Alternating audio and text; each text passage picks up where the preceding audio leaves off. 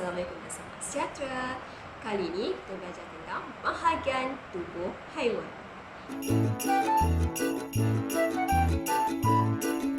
Sebelum kita masuk pada topik pembelajaran kita pada hari ini, cikgu nak kongsikan sedikit ilmu tambahan yang mana cikgu nak ceritakan sikit tentang 4 kumpulan haiwan.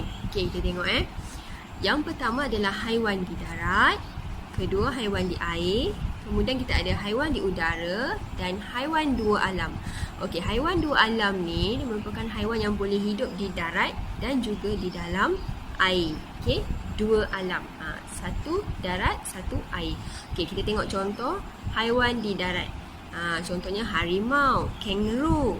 Okey, haiwan di air biasalah ikan ataupun obor-obor pun hidup dalam air. Okey, haiwan lain yang hidup dalam air macam udang, sotong, apa lagi? Ada macam-macam lagi yang hidup dalam air. Okey, seterusnya haiwan dua alam. Okey, kura-kura dan buaya merupakan haiwan dua alam sebab kura-kura dan buaya dia boleh hidup di darat dan di laut. Seterusnya kita tengok haiwan di udara. Biasa kalau haiwan di udara mesti ada kepak. Okey, contohnya burung, rama-rama dan lebah. Apa lagi binatang lain yang ada kepak? Pepatung, lalat, nyamuk. Itu semua haiwan di udara. Baik, tadi kita dah tengok 4 kumpulan haiwan. Sekarang kita tengok anggota badan haiwan mengikut kumpulan. Okey, kita tengok haiwan di darat. Yang pertama, cikgu pilih kuda. Okey, kita tengok kuda ada bulu tengkuk. Yang dekat bahagian belakang kuda tu, bulu tu, kita panggil bulu tengkuk. Apa fungsi bulu tengkuk? Bulu tengkuk ni kuda guna untuk yang pertama dia menghalau serangga yang hinggap dekat bahagian kepala dia. Macam mana? Biasanya kuda akan goyang-goyang macam tu. Itu maksudnya adalah tu serangga yang hinggap dekat bahagian kepala dia, dia tak selesa. Jadinya dia goyangkan kepala dan serangga akan pergi.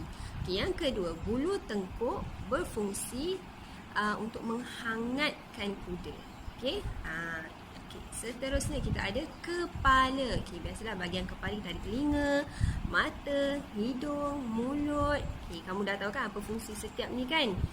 Okey, telinga untuk dengar, mata kuda guna untuk melihat, hidung untuk hidu dan mulut kuda untuk makan. Okey, seterusnya kita ada badan.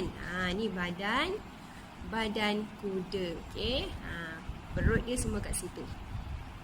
Seterusnya ada ekor. Okey. Bukan bulu tengkuk saja yang digunakan untuk menghalau serangga. Ekor juga digunakan untuk halau serangga. Kita pernah tengok kuda goyangkan ekor dia kan, kibas ekor dia kan. Itu dia nak halau serangga di bahagian belakang. Ekor ni dia nak halau serangga dekat bahagian sini. Yang bulu tengkuk ni untuk halau serangga di bahagian sini. Okey. Anggota dan yang terakhir untuk kuda adalah ladam kuda. Cikgu yakin ini adalah benda baru untuk kamu. Okey. Ladam kuda. Okey, ladam kuda ni dia keras. Okey. Dia ada dekat 4 ni. 4 1 2 3 4 belah sana. Dia ada 4. Ladam kuda ni keras. Jadi fungsinya adalah untuk menampung berat badan kuda. Okey, haiwan darat yang seterusnya adalah badak sumbu. Tahu tak kenapa dipanggil badak sumbu? Sebab badak ni ada sumbu. Ini dia dua-dua ni. Okey. Dua-dua ni sumbu. Kalau kita tengok, kenapa ada satu kecil, satu yang besar? Okey, yang besar ni dia tumbuh terlebih dahulu dan lebih cepat berbanding yang kecil ni. Okey. Sebab tu dia berada di depan. Baik. Sumbu ni kita tengok tajam betul dan dia keras. Jadi sumbu ni dia berfungsi untuk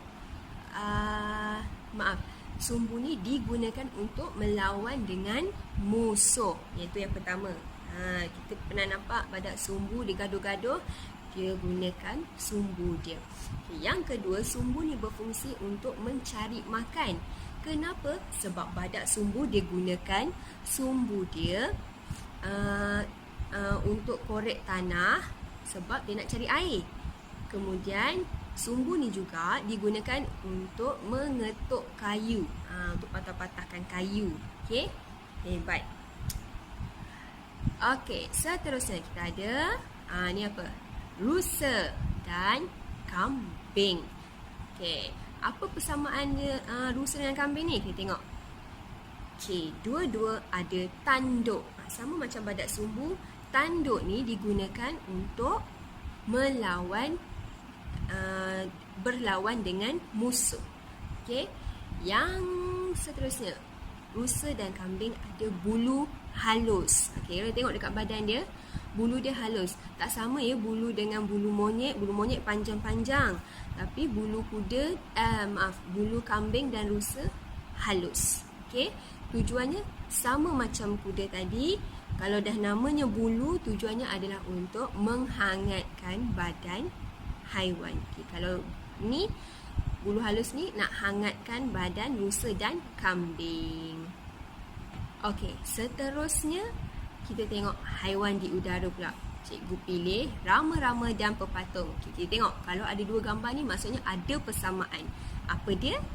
Okey, kedua-dua haiwan ni ada sesungut. Yang awak kata macam antena kat kepala tu dipanggil sesungut. Okey, apa fungsi sesungut ni?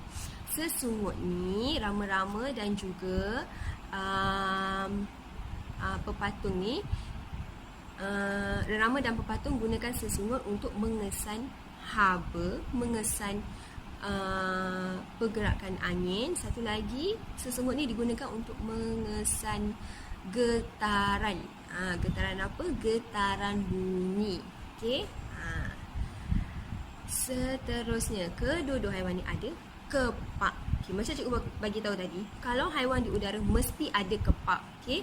Ada orang panggil kepak sayap. Sama je. Sayap, kepak sama. Okey, digunakan untuk terbang. Okey. Seterusnya kita ada burung. Okey, burung pun ada kepak. Kemudian burung ada bulu pelepah. Beza dengan bulu kambing dan rusa tadi. Burung bulunya pelepah. Okey, bulu pelepah. Okey. Kemudian yang terakhir, burung ada paruh. Ni paruh. Kita manusia ada mulut, tapi burung ada paruh. Jadi paruh digunakan untuk makan dan buat bunyi cip cip cip cip cip cip cip cip cip cip cip. Macam tu. Okey, kita tengok pula haiwan di laut. Cikgu pilih ikan. What is this? Ikan emas. Okey. Ikan mesti ada ekor. Kenapa? Sebab ekor ni digunakan untuk bergerak. Untuk bergerak. Kalau kita tengok ekor ikan, dia akan bergerak macam ni kan? Cing, cing. Untuk membantu ikan bergerak dalam air. Okay. Seterusnya kita ada sisik. Sisik ni ada dekat bahagian badan ikan. Ni bahagian badan ikan, sisik ni.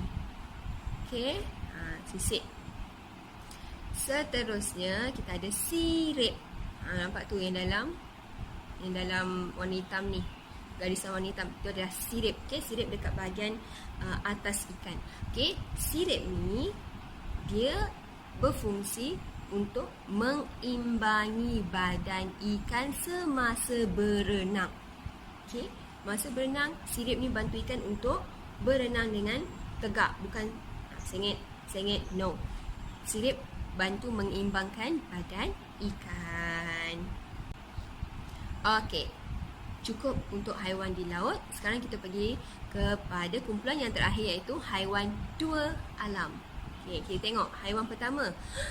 Kita ada kura-kura. Kura-kura ada cengkerang. Okey, tengok yang dalam garisan kuning ni, ini adalah cengkerang. Cengkerang ni keras, kamu tahu kan? Cengkerang ni keras. Jadi cengkerang ni dia dia berfungsi sebagai pelindung kepada kura-kura. Okey, pernah nampak kura-kura dia sembunyikan kepala tangan semua dalam cengkerang? Tu sebab kura-kura dia nak melindungi diri dia daripada musuh di luar. Okey. Okey. Seterusnya kita ada buaya.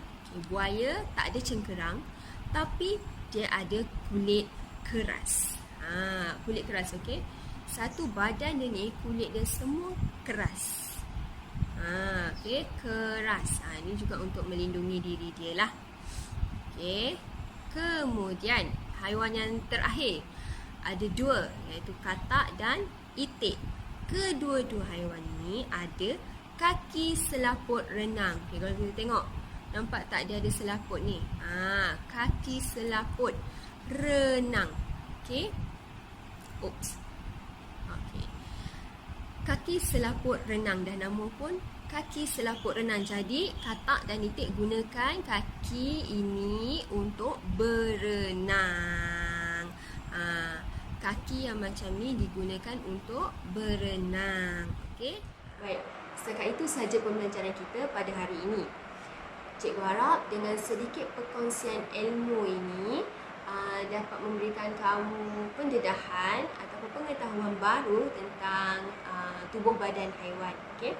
Walaupun cikgu tak dapat nak kongsikan dengan lebih detail dan lebih mendalam tentang anggota badan haiwan, cikgu harap dan cikgu lebih menggalakkan kamu untuk menonton video lain macam video daripada Animal Planet ataupun National Geographic Wild. Okey. Dalam kedua-dua rancangan ini, okey, kamu akan dapat lebih tahu dengan lebih mendalam tentang haiwan. Okey. Walaupun video ini tak seberapa, tapi cikgu harap ia dapat bermanfaat untuk kamu. Okey. Semoga kita berjumpa lagi dalam video yang akan datang dengan tajuk yang baru. Okay? Assalamualaikum dan selamat sejahtera. Bye-bye.